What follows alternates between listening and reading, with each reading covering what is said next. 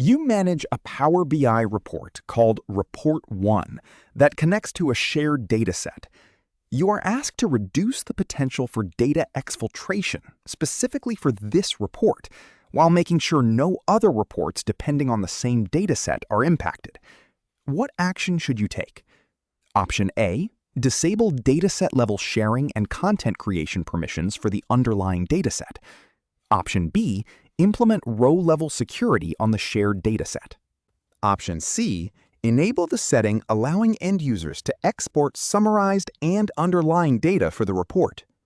Option D, configure the report settings to block end users from exporting any data from the service or report server. This question explores how to manage data governance and security boundaries in Power BI, focusing on whether security or restriction settings should be applied broadly to a shared dataset or scoped specifically to an individual reporting artifact.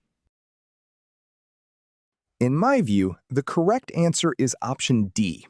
To minimize the risk of data exfiltration for a specific report without affecting other reports that rely on the same shared dataset, you should configure the export data settings at the individual report level.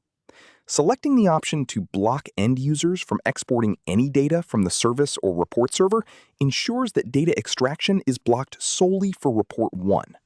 Option A and Option B are incorrect because they modify the shared dataset settings or apply security that affects all reports built upon that dataset, failing the requirement to isolate the impact. Option C is incorrect because it increases the risk of data exfiltration by explicitly allowing data exports rather than restricting them.